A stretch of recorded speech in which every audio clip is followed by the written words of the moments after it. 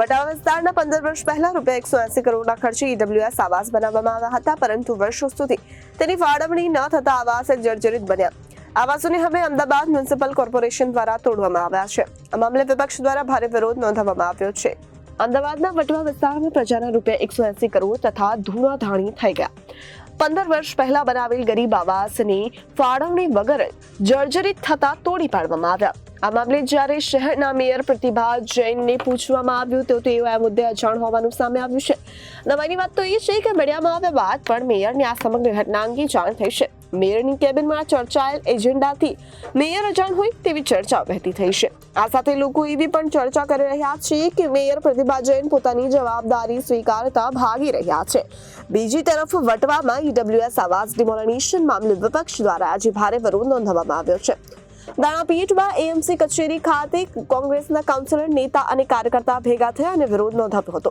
વિપક્ષે આરોપ લગાવ્યો છે કે વર્ષ 2011માં બનીને તૈયાર થયેલા ગરીબ આવાસ નાગરિકોને ફાળવાયા નથી. ફાળવાયા વિના જ આવાસ તોડવામાં આવ્યા છે. આ વિરોધમાં ધારાસભ્ય શૈલેષ પરમાર પણ જોડાયા હતા. એએમસીમાં ડીવાયએમસી રુદ્રેશ રાવલે કહ્યું છે કે 8,960 મકાન બનાવવામાં આવ્યા છે. 6 ફેઝમાં મકાન કામ કરવામાં આવ્યું હતું. ફેઝ 5માં બનેલા 1,888 મકાન જર્જરિત હતા. આથી તેને તોડી પાડવામાં આવ્યા છે. ₹55.20 કરોડના ખર્ચે ફેઝ 5 તૈયાર કરાયો છે. માહિતી મુજબ એમવી અને પીવીટી લિમિટેડ દ્વારા બનાવવામાં આવ્યા હતા તથા વર્ષ 2014માં બાંધકામ પૂર્ણ થયું છે, જ્યારે ડીએલપી 2017માં જે 3 વર્ષની પૂર્ણ થઈ હતી. કુલ 59 બ્લોક બાંધવામાં આવ્યા હતા, જેમાં 52 બ્લોક તોડી પાડવામાં આવ્યા છે. બનાવવામાં આવ્યા છે ને એ ટોટલ 6 ફેઝમાં બનાવવામાં આવ્યા છે. ટોટલ મકાનની સંખ્યા છે 8,960. બરાબર, તો 8,960 જે 6 ફેઝમાં મકાન બનાવવામાં આવ્યા એ પૈકીનો જે અત્યારે આપ ચર્ચા જે કરો છો એ 5 નંબરનો ફેઝ છે. આ 5 નંબરનો ફેઝમાં ટોટલ આવાસની સંખ્યા હતી 1,888. ટોટલ આવાસની સંખ્યા 1,888 હતી. એની જે પ્રોજેક્ટ કોસ્ટ જે તે સમયની હતી 55.20 કરોડ. આ મકાન જે બનાવવામાં આવ્યું એના કોન્ટ્રાક્ટરનું નામ હતું એમવીએમની પ્રાઇવેટ લિમિટેડ. 2014 ની અંદર આ મકાનો બનાવવામાં આવેલા હતા. આનો જે સમયગાળો હતો ડિફેક્ટિવ લાયબિલિટી પીરિયડ એ 3 વર્ષનો હતો. એટલે કે આ 3 વર્ષ પૂરા થયા 2017માં. હવે જે ટોટલ બ્લોકની સંખ્યા હતી એ 59 હતા.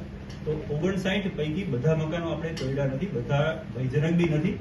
આ 59 પૈકી આપણે જે મકાનો તોડ્યા છે એની સંખ્યા છે 59. એટલે કે 59 બ્લોક આપણે તોડ્યા. ટોટલ આવાસ જો તમને કહું તો મેં તમને અગાઉ કીધું 1,888 હતા. આ 1,888 માંથી 1,664 તોડ્યા અને હાલમાં 224 જે છે આવાસો એની અંદર વ્યક્તિઓ ઓલરેડી રહે છે. હવે તમારો બીજો પ્રશ્ન હતો કે આ મકાન તોડવાનું આપણે કોને આપ્યું ને કેટલો ખર્ચ છે? તો આના માટે આપણે કોઈ તોડવા માટેનો કોઈ ખર્ચ નથી. તોડવાનું કામ આપણે આપ્યું છે એલજે પુરાણી એન્ડ એસોસિએટ. આ ખર્ચનું એવી રીતે કામ આપ્યું કે એનો જે કઈ ડેબ્રીસ છે એ લોકો લઈ જશે. આપણી પાસેથી એમને કોઈ પૈસા ચૂકવવાના થશે નહીં. આ બધું એકચ્યુઅલી અમને એવું એક બ્લોક છે ને નમી ગયો હતો ત્યારે ખબર પડી કે આ ભયજનક છે અને ભયજનક બ્લોક જે છે પછી એમાં કઈ નુકસાન એટલે કોઈ વ્યક્તિને જાનહાનિ ન થાય એટલા માટે આપણે જે રહેવા લાયક નતા અને એવા ટોટલ જે 59 જે બ્લોક હતા એમાંથી 52 બ્લોક આપણે તોડ્યા. મેં તમને મકાનોની સંખ્યા પણ આપી. સર, કામગીરી અગાઉ કરી દેવામાં આવી તો તેની જાણ ગઈકાલે સ્ટેન્ડિંગ કમિટીમાં તાકીદમાં શા માટે કમિશનર તરફથી મૂકવામાં આવી?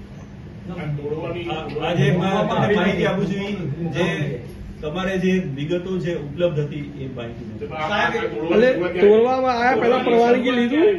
તોડવાની શરૂઆત ક્યારે કરાઈ હતી અને કેટલા સમયમાં એ તોડવાનું કામ સોંપવામાં આવ્યું તો એ પણ સ્ટેન્ડિંગમાં મંજૂરી લેવાઈ હતી કેવી રીતે? અમારામાં નહીં આવતા.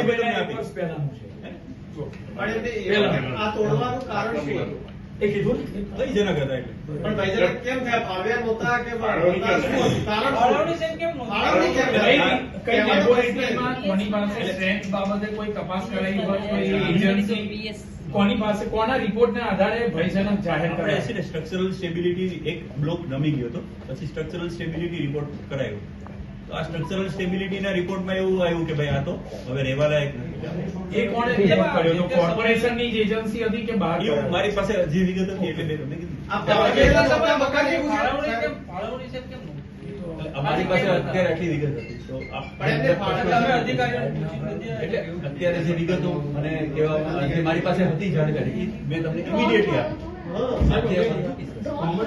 એટલે આવા ડ્રો થઈ ફાળવ્યા હતા નહોતા ફાળવ્યા એવું કઈ માહિતી નથી એટલે અત્યારે મારી પાસે વિગત હતી. હશે વિગત બધી હશે પણ મારી પાસે જે વિગત હતી મેં કારણ કે 2014 ની અંદર બન્યા છે, હજી તો 10 જ વર્ષ થયા છે, બરાબર? તો કઈ રીતે ફાળવ્યા ન ફાળવ્યા એની કોઈ વિગત જ નથી. 1000 જે મકાનો છે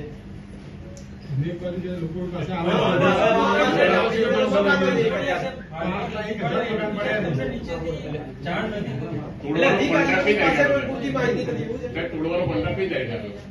એટલે મારી પાસે આ વિગત હતી. હાલ જેટલી માહિતી છે મેં એટલી વિનંતી કે પબ્લિસિટી વિભાગ દ્વારા સત્તાવાર સર્ક્યુલેટ કરાવો. હા 15/7/23 મકાન ફાળવ્યા ના હોય આપણે તેની દેખરેખ રાખવાની જવાબદારી કોણ? મકાન ફાળવ્યા નથી. એટલે અત્યારે વિગત જે મારી પાસે ઉપલબ્ધ હતી ભ્રષ્ટાચાર એ બંને માસિયાઈ ભાઈ છે. જે રીતે અમદાવાદ શહેરમાં પડેલો વરસાદ, ડ્રેનેજના પ્રશ્નો, રોડના પ્રશ્નો, બ્રિજના પ્રશ્નો, આ પ્રશ્નો તો ઉભા જ છે. એટલે આ માસિયાઈ ભાઈઓએ જે ભ્રષ્ટાચાર જે કોર્પોરેશનમાં કર્યો છે એનો એક ચહેરો છે. તમે વિચાર કરો કે 2200 આવાસો બનાવવા માટે કેન્દ્ર સરકાર એટલે યુપીએ કોંગ્રેસની સરકાર વખતે 2200 આવાસો બનાવવા માટેની ગ્રાન્ટ આપવામાં આવી હતી. જે ગ્રાન્ટને આધીને આવાસો બન્યા, આવાસો નબળી કક્ષાના આવાસો હતા. આવાસો ગરીબ માણસોને જે ફાળવવા જોઈએ, ગરીબ માણસોને આવાસો ફાળવવામાં આવ્યા નહીં અને બંધ બારણે પાછલા દરવાજે કોઈને પણ ગંધ આયા સિવાય એ આવાસો તોડવાનું કામ કર્યું. અને હંમેશા પાછલા બારણે જયારે આવાસો તોડવાનું કામ થયું છે ચોક્કસ કહેવાય કે ભારતીય જનતા પાર્ટીના હોદ્દેદારો અને કોર્પોરેશનમાં બેસતા બાબુઓએ આમાં લખલૂટ ભ્રષ્ટાચાર કર્યો છે. અને ભ્રષ્ટાચાર કર્યો હોય તો જ એ લોકો કોઈ સંજોગોમાં ઓપનલી આ લોકો બોલી ના શક્યા. અને આ મુદ્દો પ્રજાના પ્રશ્નોનો મુદ્દો છે. કેન્દ્ર સરકારે આપેલી જયારે ગ્રાન્ટ હોય ત્યારે એ ગ્રાન્ટ ગુજરાત સરકાર થ્રુ કોર્પોરેશનને મળતી હોય છે, શહેરી વિકાસ વિભાગ દ્વારા.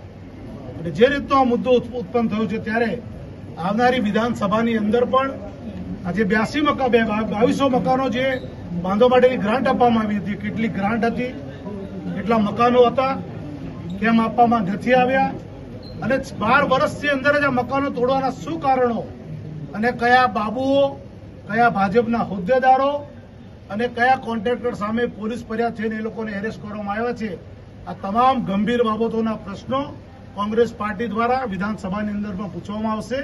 પણ ભારતીય જનતા પાર્ટીનો ભ્રષ્ટાચારનો જે ચહેરો છે એ ચહેરા પર આજે બીજી એક સાઇન, ગરીબોને દૂર કરવાની વાત કરનારા લોકો, ગરીબોને આવાસ આપવાની વાત કરનારા ભારતીય જનતા પાર્ટીના લોકોએ ગરીબોના આવાસમાં જ ભ્રષ્ટાચાર કર્યો છે, આજે સ્પષ્ટપણે દેખાઈ આવે છે. તમને લાગે છે મોટા અધિકારીઓ છે તેઓ આ મામલે સંડોવાયેલા છે પણ તેમના વિરુદ્ધ એક્શન પણ લેવાશે? કારણ કે હાટકેશ્વર બ્રિજમાં એવું થયું કે નથી થયું એ પણ બધા જોઈ રહ્યા છે.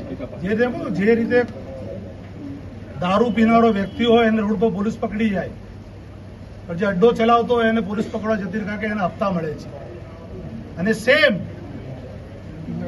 એ બ્રિજની વાત હોય કે આવાસની વાત હોય, એ જે નાનો પોટલી પીતો અધિકારી કે કોઈ હશે કોન્ટ્રાક્ટર એને પકડવામાં આવશે, પણ જે અડ્ડા ચલાવે છે એટલે જે મોટા મગરમચ્છો છે એ મગરમચ્છોને ભારતીય જનતા પાર્ટી પકડશે નહીં. અને એટલા માટે નહીં પકડે કે મગરમચ્છો પણ ભારતીય જનતા પાર્ટીના હોદ્દેદારો જ છે. અને આપે જોયું હશે કે જે રીતે ખારીકટ કેનાલની અંદર પણ થયેલો ભ્રષ્ટાચાર, અનેક ભ્રષ્ટાચારના મુદ્દાસર ભારતીય જનતા પાર્ટીના આગેવાનોના ધ્યાનમાં જયારે આવ્યું છે ત્યારે અહીંયા જે લોકો શાસન કરતા હતા, કે જે લોકો વહીવટ કરતા લોકો હતા, એવા વહીવટ કરતા લોકોને ભારતીય જનતા પાર્ટી અહીંયાથી દૂર કર્યા છે. કેમ દૂર કર્યા?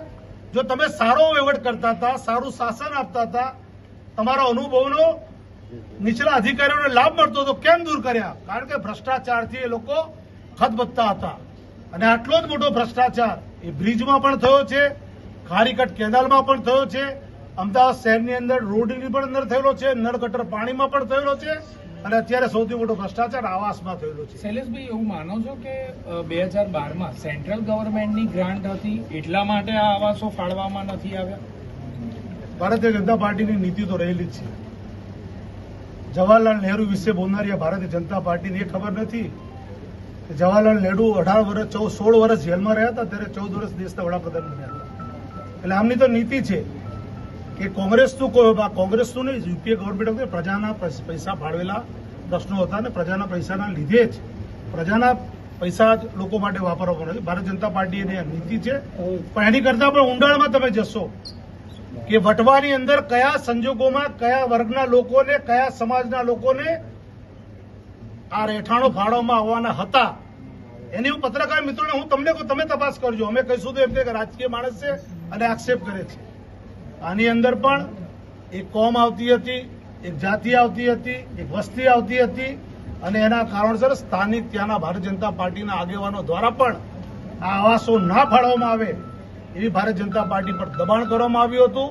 પણ ચોક્કસ અમે કહીએ છીએ કે જે જગ્યાએ આવાસો તોડ્યા છે એ જગ્યાએ આવાસો માટેની જગ્યાઓ છે, હેતુ પણ એના માટેના છે અને એ જગ્યાએ ફરી પાછા આવાસો કોંગ્રેસ પાર્ટી માંગ કરીને તે આવાસો બનાવવાનું કામ પણ કોંગ્રેસ પાર્ટી જ કરવામાં આવશે. વટવા વોર્ડમાં EWS ક્વાર્ટર્સમાં SLM ચાલી તરફના થોડા ભયજનક બિલ્ડિંગ વિશે મને મીડિયા અને સમાચાર માધ્યમો દ્વારા મને જાણકારી મળેલ છે. જે અનુસંધાને માનનીય મ્યુનિસિપલ કમિશનરશ્રીને તપાસ કરવા અને જવાબદાર સામે પગલાં લેવાની સૂચના આપી છે. આ મકાનો મેસ્કોન ટેકનોલોજી RCC મોનોલિથિક પદ્ધતિથી તૈયાર કરવામાં આવે છે, જે લાંબા સમયથી ખાલી પડેલ હોય અસામાજિક તત્વો દ્વારા તેની દિવાલો તોડી તેમાંથી સળિયા નીકાળી દીધેલ છે, જેનાથી સમગ્ર બિલ્ડિંગ ક્ષતિગ્રસ્ત થતા એક બાજુ નમી પડેલ, જેને અમદાવાદ મ્યુનિસિપલ કોર્પોરેશન દ્વારા તોડી પાડવામાં આવી છે. બેનશ્રી, એક બિલ્ડિંગ નવી પડી હોય પરંતુ અલગ અલગ સંખ્યાબંધ બ્લોક હતા. શું બધા જ બિલ્ડિંગો નવી પડે સામે જોઈએ? ના, આમાં ત્યાં હજુ ઘણા લોકો જે ફાળવેલ છે મકાનો ત્યાં રહે છે અને એ જે એક બિલ્ડિંગ હતી એમાં એ જે નવી પડેલ છે તેના કારણે કરવામાં આવી. દિનેશજી, આપે એમ કહ્યું કે મીડિયાના અહેવાલો દ્વારા આપને ખબર પડી, સ્ટેન્ડિંગ કમિટી પહેલા એજન્ડા બેઠક થાય છે. શું પાર્ટી લાઇનમાં આ બાબત રાખવામાં જ નથી આવી અથવા તો કમિશનરે સત્તાધારી પક્ષને અંધારામાં રાખીને છેલ્લા સમયની દરખાસ્ત એજન્ડામાં લાવવામાં આવી? મને આપના માધ્યમથી જ આ ખબર પડી છે.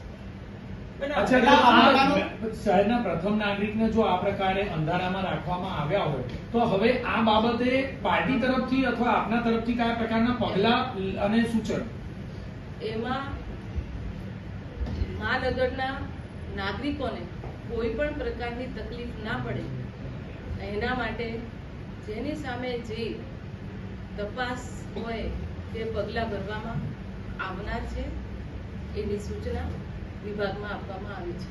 Bureau report, Janadesh news, Ahmedabad.